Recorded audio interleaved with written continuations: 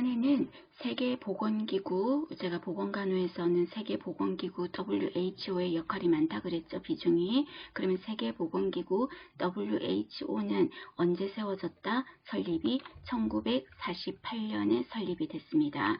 자, 세계보건기구의 본부는 어디 있다? 스위스의 제네바에 있겠죠. 그런데 이 본부 하나로만은, 세계보건기구 하나로만은 전 세계 인류의 보건에 힘쓰는 데는 좀 힘이 역부족하겠죠. 그럼 당연히 어떻게 돼야 돼? 혼자 본부 하나로는 안 되는 거죠. 그러니까 체인점, 가맹점이 좀 있어야 되겠죠. 그래서 그 가맹점이 몇 개의 사무소를 뒀다? 6개. 6개의 사무소가 있어요. 가맹점이 있어. 그 체인점에 우리나라는 어느 지역에 속한다? 우리나라는 서태평양 지역에 속한다는 거. 우리나라는 서태평양 지역에 속합니다. 그러면 서태평양 지역에도 본부가 있겠죠. 그럼 우리나라가 속한 서태평양 지역의 본부가 어디다? 필리핀의 마닐라다. 그 말입니다. 되셨습니까? 교통정리. 세계보건기구 WHO는 1948년에 설립이 됐는데 본부가 어디 있다? 스위스의 제네바다. 그리고 혼자는 안 되니까 6개 체인점이 있더라. 그 6개 체인점 중에서 우리나라는 어디에 속한다? 서태평양 지역에 속한다. 그 서태평양 지역의 본부가 어디가 있다? 필리핀의 마닐라에 있다. 그 말입니다. 간단하게 한번 참고로 보시고요. 자, 그 다음에 밑에 보시면 유병률과 발생률의 비교라는 말 있죠. 제가 조금 전에도 유병률, 발생률은 정말 중요하다 그랬어요. 의미가. 그럼 이때 유병률이라는 거는 어떤 거고 발생률은 어떤 건지를 아마 기출문제를 푸시다 보면은 차이점을 묻는 내용이 되게 많아요. 그럼 먼저 이때 분자, 분모라고 있는데 여러분 분자, 분모는 아시겠죠? 밑에 있는 게 바로 뭐가 되는 거예요? 밑에가 분모가 되겠죠. 그러니까 엄마가 자식을 얻고 있는 거지. 엄마가 밑에서 없잖아요. 그죠? 부모가. 그래서 밑에 있는 게 분모야. 분모. 그럼 유병률에서는 분모가 어떤 거냐면요. 제일 밑에 누가 있다? 전체 인구가 들어가는 거예요. 전체 인구. 그리고 위에 있는 분자는요. 유병률이잖아. 그러니까 아까 제가 말씀드린 것처럼 현재 어떤 건강 문제를 갖고 있다잖아요. 현재 갖고 있대. 그게 뭐다? 유병률이에요. 그럼 예를 들어서 어느 노인정에 어르신들을 모아놨어요. 모아놓고 자 어르신들 중에서 현재 당뇨가 있으신 분 손들어 보세요. 이렇게 말했어요. 전체 노인 인구들한테 현재 당뇨를 갖고 있는 분 손들어 보세요 라고 했다고. 그 뭐라고요? 유병률이라고요. 현재 갖고 있는 분이라고 물었잖아요. 그죠? 유병률이야. 그래서 위에 있는 분자가 사실은 분모보다는 시험 문제에서 더 잘 물을 겁니다. 그래서 현재 갖고 있다 유병률이에요. 반면 발생률은 여러분 어떤 거냐면 발생률은 현재 갖고 있는 사람은 뺄 거야. 생각 안 할 거야. 쉽게 말해서 현재 어떤 질병을 갖고 있는 사람을 빼고 여러분들 중에서 이런 거 새롭게 생긴 사람 손들어 보세요. 이렇게 물을 거예요. 되셨습니까? 그래서 분모는 전체 인구가 아니라 아픈 사람 빼. 지금 어떤 질병을 빼. 그리고 건강한 전체 사람 중에서 새롭게 생긴 사람. 그래서 여기서는 특정 말이 새롭게 발생했다. 그 말 꼭 물을 거예요. 그래서 공부를 하실 때 약간 꾀를 내서 키워드를 조금 여러분들이 기억해 두시면 훨씬 수월합니다. 새롭게 발생한 사람 발생률, 현재 갖고 있는 수 유병률. 되셨습니까? 그래서 유병률, 발생률 요거 의미를 구별하실 것. 자, 어려운 건 없습니다. 전체적으로 뜻만 이해하시는데 분자가 더 중요하다는 거. 그럼 이때 분자에서는 현재 갖고 있다 이런 말하면 유병률, 발생률은 새롭게 발생했다 이라잖아요. 발생률. 되셨습니까? 그렇게 이해를 해 주십시오. 그 다음에 밑에 보시면 우리가 자 간염 중에서 간단하게 A형, B형, C형 간염에 대해서 언급을 했어요. 자, A형 간염하면 여러분 이거는 바이러스예요, 균이에요? 바이러스의 균입니까? 바이러스. A형 간염, 바이러스. 외우실 때 이렇게 외우세요. A형 간염, 균인가 바이러스인가 이렇게 하지 말고 A형 간염, 바이러스. B형 간염, 바이러스. 되셨어요? 바이러스입니다. 그럼 이 A형 간염을 다른 말로 뭐라고도 하냐면요. 유행성 간염 또는 전염성 간염이라고도 말합니다.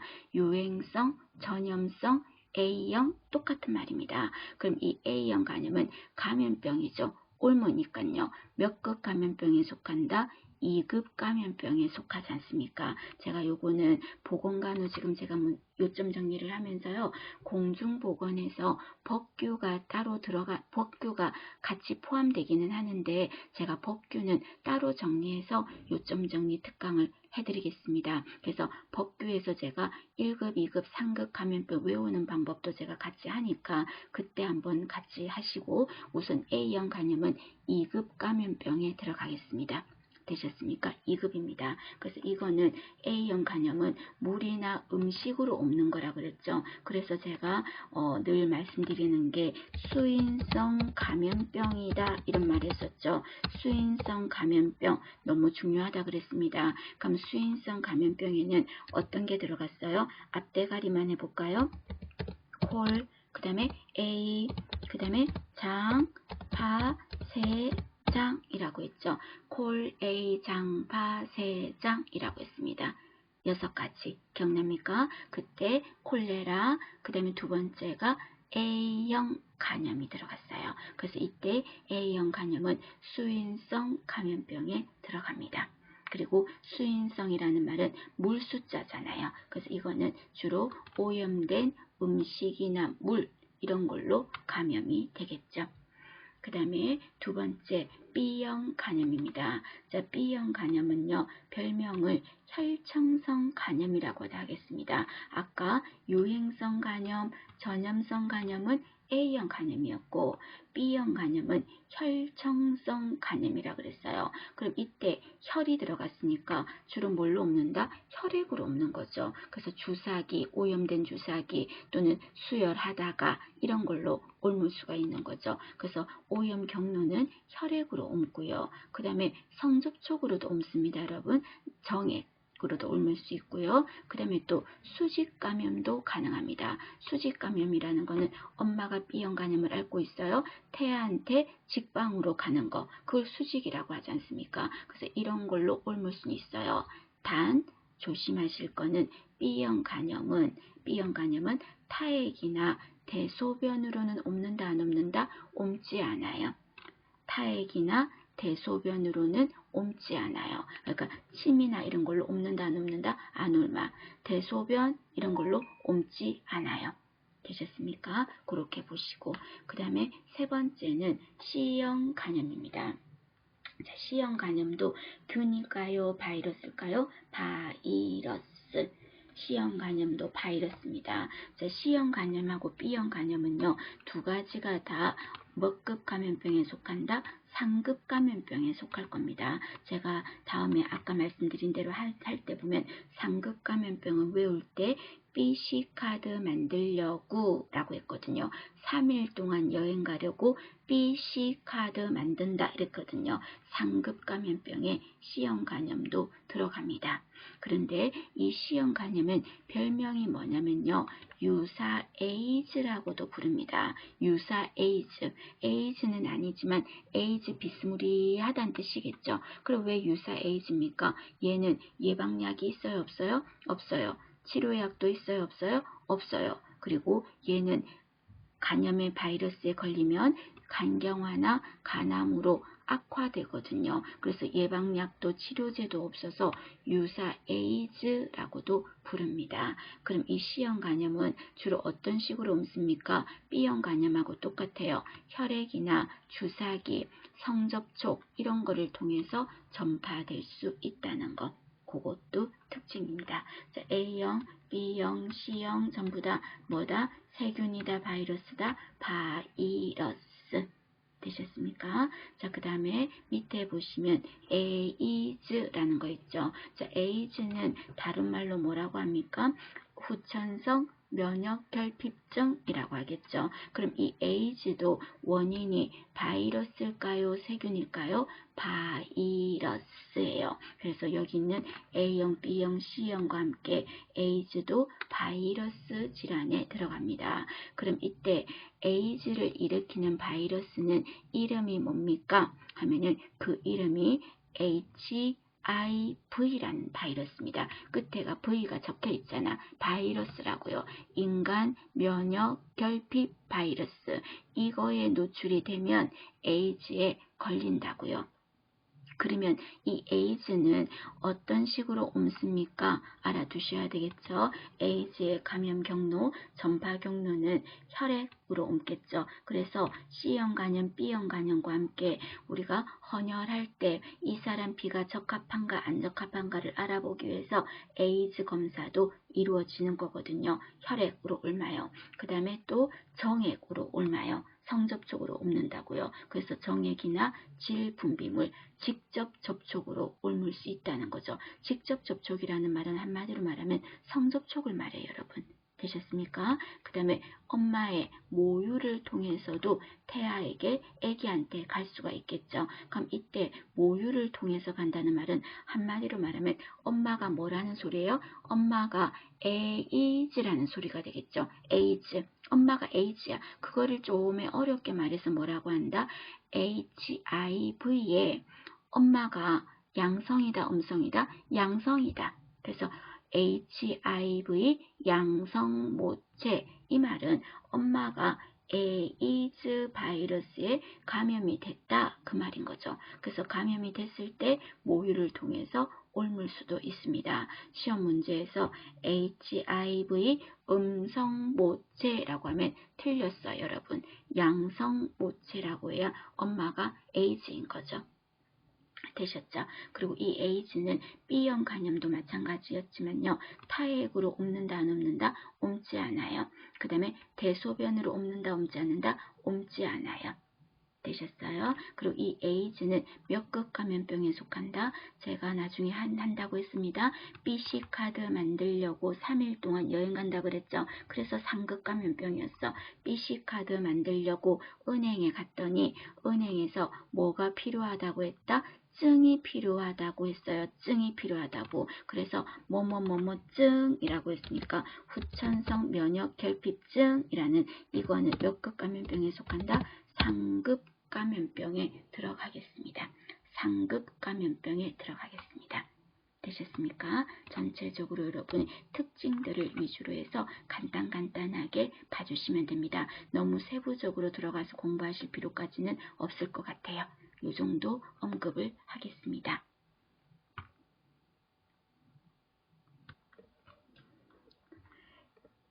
자, 이번에는 폐결핵에 대해서 한번 알아보겠습니다. 자, 우선은 폐결핵 하면 여러분 이거는 법정 감염병에 들어가는 거고요. 몇 급 감염병에 속한다? 얘는 2급 감염병에 들어갈 겁니다. 그럼 이 폐결핵 같은 경우는 우리가 결핵 관리가 중요하다 하는 이유가 뭐냐라고 만약에 문제에서 묻는다면은 결핵은 충분히 어떻게 하면 됩니까? 예방이 가능한 거죠. 그래서 결핵을 예방하기 위해서 환기 같은 거 자주 시켜주고 그리고 또 마스크 그죠? 헤파 마스크나 N95 마스크를 낀다든지 해서 결핵은 충분히 예방이 가능한 질환이라는 거. 그리고 결핵은요. 환경위생과 밀접한 관련이 있다. 예전에 결핵이 많았잖아요. 오늘날도 지금 결핵은 꾸준히 증가하고 있지만 예전에는 결핵 같은 게 후진국병이라고 그랬거든요. 왜냐하면 따닥따닥따닥 모여 사는 곳에 밀집된 곳에 창문도 없고 좁은 곳에서 함께 살 때 결핵이 많이 생기거든요. 그래서 이때 이 환경은 환기가 안 되고 그런 환기가 불량한 곳 있죠. 그런 곳이나 이런 데서 결핵은 많이 생기니까 그런 거와 관련이 있으니까 그럼 그런 부분에서 환기 자주 시켜주고 그리고 또 마스크 같은 거 끼고 이렇게 하면은 결핵은 충분히 관리가 된다. 그 뜻이고요. 자, 그 다음에 지금은 요거 내용은 그 공중보건에서 의료관계법규에 관련된 내용입니다. 결핵법에 대한 내용인데 한번 결핵이 나왔으니까 미리 한번 언급하고 가겠습니다. 먼저 결핵관리 종합계획이라는 거 있죠. 여러분 우리가 공중보건에서 나중에 하시겠지만 감염병 예방계획, 결핵관리계획 또는 정신보건계획, 구강보건계획 이런 거 전부 다 계획이라는 말이 붙으면 다 대부분 몇 년이었다? 5년이었어요. 그래서 결핵관리 종합계획도 몇 년마다? 5년마다 합니다. 다 5년이에요. 계획은 전부 다 5년이에요. 하나 우리가 하는 것 중에서 계획 중에서 그 시험에 나왔던 게 구강보건교육계획, 구강보건교육계획 그것만 매년 수립하는 거고요. 나머지 모든 계획들은 대부분이가 5년이에요. 그래서 시험 문제에서 몇 년마다 짜냐, 계획을 몇 년마다 짜냐면은 여러분 정확하게 모른다면 무조건 그냥 5년 해. 그래도 그만큼 빈도가 높은 게 5년입니다. 그러면 결핵관리 종합계획을 5년마다 짜는데 누가 짜냐면요. 결핵이 감염병이지 않습니까? 그래서 감염병에 관해서는 누가? 질병관리청장. 그래서 결핵관리 종합계획은 질병관리청장이 수립하겠습니다. 근데 여러분들이 나중에 배우는 것 중에서 감염병 예방계획, 감염병에 관한 예방에 대한 기본 계획이 있죠. 이거는 누가 하냐면 감염병도 다른 사람한테 옮기는 거니까 누가 할까요?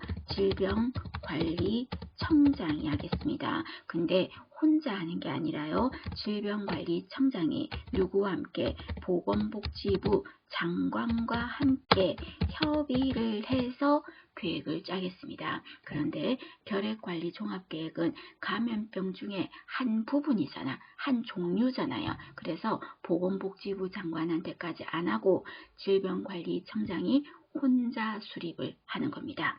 결론, 결핵관리 종합계획은 몇 년마다? 5년마다 누가? 질병관리청장이 수립한다. 되셨습니까? 이해하시고 그 다음에 밑에는 우리가 시험 문제에서 법규에서 자주 물어볼 수 있는 부분입니다. 자, 이러이러한 상황인 사람은 결핵 뭐라고 하냐 이렇게 물을 거예요. 그럼 지금 여기 있는 거에 보시면 결핵 환자, 그죠? 그럼 결핵 환자라는 건 어떤 거냐면 말 그대로예요. 어려운 거 없어요. 결핵균이 들어왔겠죠. 그죠? 결핵균이 들어왔으니까 환자겠지. 결핵균이 들어왔어. 그리고 결핵균만 들어왔다고 환자가 아니라요. 결핵균 검사에서, 이때는 결핵균 검사는 객담 검사. 객담 검사에서도 양성으로 나온 거죠. 그래서 결핵균이 들어와서 내 몸에 아무 영향도 안 준다면 환자가 아니야. 그래서 결핵균이 들어오고 균 검사에서도 양성으로 나온 거예요. 그러면 그런 사람을 뭐라고 한다? 환자라고 하겠습니다. 되셨습니까? 그러면 결핵 환자는 모두가 전염성이 있다 없다? 다 전염성이 있는 건 아닙니다. 자, 여러분이 결핵약을 먹고 나서요 2주 정도만 꾸준히 복용을 하면요 다른 사람한테 옮기진 않거든요. 그 말은 다르게 말하면 환자라 그래서 모두가 옮기는 건 아닌 거지. 결핵약 먹고 있는 사람도 환자잖아요. 그런데 안 옮기잖아요. 2주 이상 먹으면. 그러면 전염성 결핵 환자라는 거는 어떤 겁니까? 라고 말한다면, 자, 결핵균 검사에서 뭘로 나왔어요? 양성으로 나왔어. 그러니까 환자지. 환자죠. 플러스 다른 사람에게까지 전염시킬 수 있는 환자. 그래서 전염성 결핵 환자는 어떤 말이 반드시 들어갈 거다? 다른 사람한테 옮길 수 있는 환자. 이 말 들어갈 거예요. 이 말이 들어가면 전염성 결핵 환자. 라고 하시면 되겠죠. 그 다음에 세 번째는 잠복 결핵과 맨 밑에 보시면 의사 환자라는 게 있습니다. 여러분들이 우리가 모의고사를 풀다 보면은 의사 환자라는 말 많이 나오거든요. 의사 환자는 감염병 의사 환자, 또는 결핵의사 환자, 의미는 같은 거예요. 그러면 결핵의사 환자라면은 이 사람은 어떤 사람들입니까? 그랬을 때, 자, 이 사람은요, 임상적인 증상이 드러나요. 우리가 결핵의 증상이라고 하면 열나고 기침하고 가래 있고 이런 거 아니겠습니까? 그런 증상이 있어. 그래서 임상적 증상도 드러났어요. 그 다음에 또 방사선, 소견상, 엑스레이를 찍었는데도 거기서도 결핵인 것 같아요. 그 다음에 조직 검사를 했는데도 그 검사상에도 결핵인 것 같아요. 그러면 지금 증상도 엑스레이를 찍어서도 조직 검사상에도 다 결핵으로 향하고 있죠. 그러면 항상 결핵은요, 마지막에 뭐가 나와야 된다? 아까 결핵 환자에서도 보시면 뭐라고 했었습니까? 환자에서도 결핵균 검사에서 양성으로 나와야 된댔잖아. 그러면 지금 임상적인 거, 엑스레이 찍은 거, 조직 검사상에 다 맞으니까 마지막 퍼즐은 뭐만 맞으면 돼요? 객담 검사에서만 딱 맞으면 모든 퍼즐은 맞추어지죠. 그런데 결핵균 검사에서요, 어떻게 나왔다? 아직은 양성으로 확인되지 않았어요.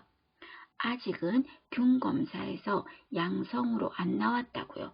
안 나왔다고. 그럼 지금 무슨 말이야? 마지막 퍼즐이 이가 하나만 맞추면 끝나는 건데 여기에서 최종적으로 안 나온 거예요. 그러면 모든 거는 다 아까 양성 나왔으니까 이상하죠.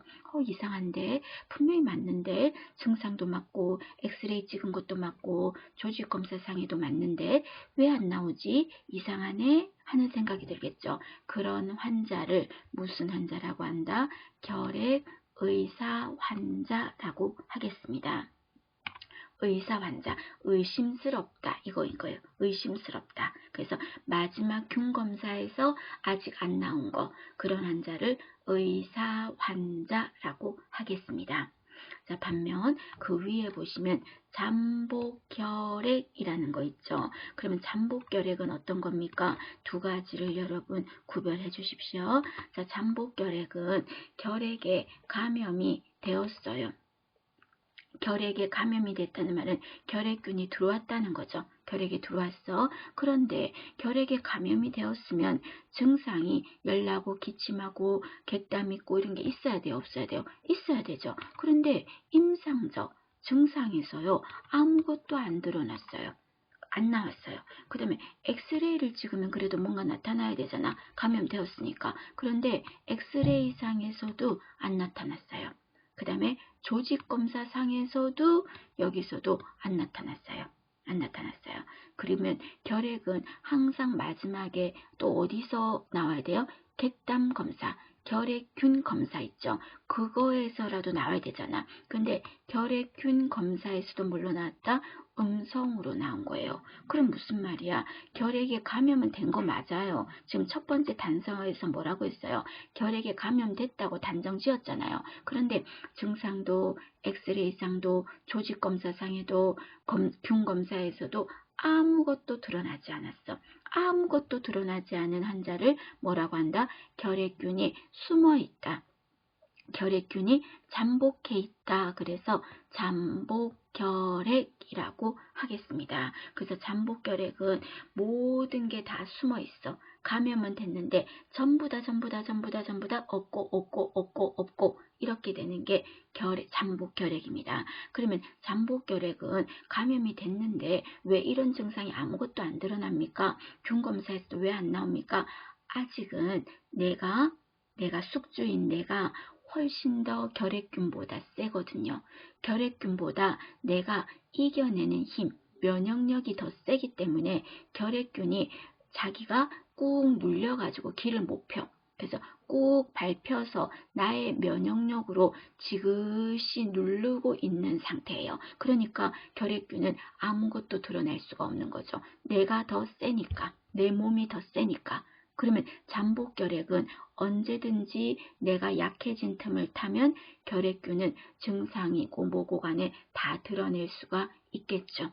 그러나 현재까지는 숙주인 내가 면역력이 더 세서 내가 지그시 누르고 있어서 아무것도 일을 못하는 단계, 그런 단계의 결핵을 잠복결핵이라고 하겠습니다. 그러면 잠복결핵은 어떤 걸로 알 수 있습니까? 피검사요.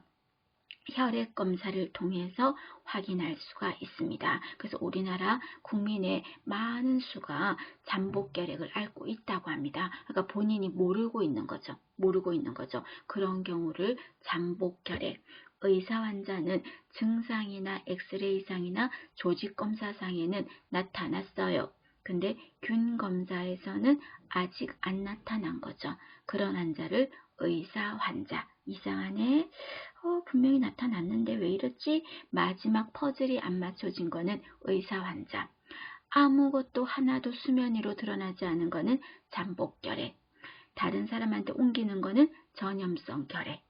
되셨습니까? 이렇게 이해를 하시면서 용어 정의를 명확하게 해주십시오.